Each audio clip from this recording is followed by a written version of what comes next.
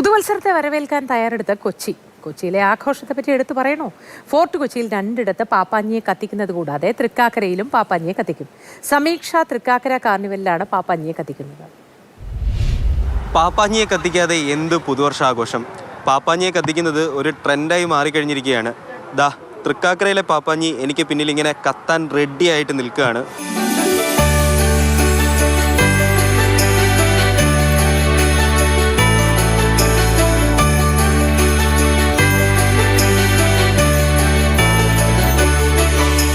തൃക്കാക്കരയിലെ Sameeksha arts and sports ക്ലബിൻ്റെ നേതൃത്വത്തിലാണ് ഇത്രയും വലിയൊരു പാപ്പാഞ്ഞി ഇവിടെ തൃക്കാക്കരയിൽ നിർമ്മിച്ചിരിക്കുന്നത്.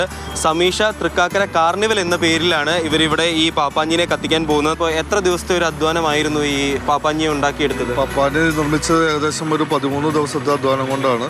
പുറത്തുനിന്നുള്ള ജോഷി എന്ന ഒരാളാണ് ഇത് നിർമ്മിച്ചത്. കാർണിവൽ എന്നൊക്കെ പറയുമ്പോൾ ഫോർട്ട് കൊച്ചിയിൽ പാപ്പാഞ്ഞിയെ കത്തിക്കുന്നു. അപ്പോൾ നമ്മളും അതേപോലൊരു പാപ്പാഞ്ഞി ഇവിടെ കൊണ്ടുവരികയാണ്. അപ്പോൾ എന്താണ് ഒരു പ്രത്യേകത, എന്താണ് അതിൽ നിന്നൊരു വ്യത്യസ്തമായിട്ട്? തൃക്കാക്കരയിൽ IT ഒരു മേഖലയായി മാറിയിരിക്കുകയാണ് തൃക്കാക്കര. അപ്പോൾ തൃക്കാക്കരയിലും ഒരു ആഘോഷം, പ്രത്യേകിച്ച് കൊച്ചിയിൽ നമുക്ക് എല്ലാവർക്കും അറിയാവുന്ന പോലെ തിരക്ക് കൊണ്ട് നമുക്ക് അവിടെ എത്താൻ പോലും സാധിക്കാത്തൊരവസ്ഥയാണ്. അപ്പോൾ അതുകൊണ്ട് ഞങ്ങൾ തൃക്കാക്കരയിലേക്ക് ഒരുക്കുകയാണ്.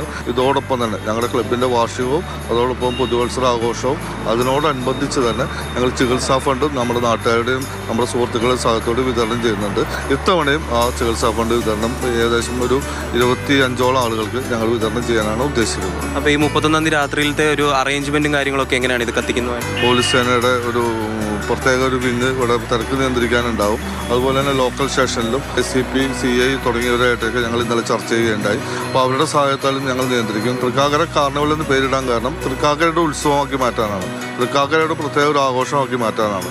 അപ്പോൾ ഞങ്ങൾ ഇവിടെ സമീപ പ്രദേശങ്ങളിലുള്ള ക്ലബ്ബുകൾ മറ്റുള്ള സംഘടനകളെല്ലാം ഉൾപ്പെടുത്തിക്കൊണ്ട് ഏകദേശം 160ഓളം ഞങ്ങളുടെ വാളണ്ടിയേഴ്സ് തന്നെ തൃക്കാക്കര കാർണിവൽ വിജയിപ്പിക്കാൻ ഈ പരിസരത്തുള്ള ചെറുപ്പക്കാരെ വെച്ച് ഞങ്ങൾ ഓൾറെഡി രൂപീകരിച്ചിട്ടുണ്ട്. ഞങ്ങൾ വളരെ ചെറുപ്പം മുതൽ തുടങ്ങിയ ഒരു ക്ലബ്ബാണ്. 10-32 വർഷത്തോളം ഇതിൻ്റെ പഴക്കമുണ്ടായിരുന്നു. ഇതിലൊരു പ്രത്യേകത എന്ന് പറഞ്ഞാൽ പല മതത്തിലുള്ളവരും പല രാഷ്ട്രീയത്തിൽ വിശ്വസിക്കുന്നവരും എല്ലാവരും ഇതിനകത്ത് ഉണ്ട് എന്നതാണ്. കേരളത്തിലെ ഏറ്റവും വലിയ പപ്പാഞ്ഞി എന്ന് അവകാശപ്പെട്ടില്ലെങ്കിലും ഏറ്റവും സുന്ദരനായ പപ്പാഞ്ഞി ഇതാണ് കേരളത്തിലാണ്. അത് ഉറപ്പിച്ച് പറയാം. ഇത് പലരും അങ്ങനെ ചോദിക്കുന്നുണ്ട്, ഇത് ഇത്രയും സുന്ദരമായ പപ്പാഞ്ഞിയെ കത്തിക്കണോ വേണോ എന്നൊക്കെ. കാരണം ഇത് കണ്ടിട്ട് ആൾക്കാർക്ക് കത്തിക്കാൻ തോന്നല്ല. ഒരു കത്തിക്കൽ ചടങ്ങ് സ്വാഭാവികമായിട്ടും ഇതിനകത്ത് ഉള്ളതാണല്ലോ, അതുകൊണ്ട് ഇത് കത്തിക്കുന്നു.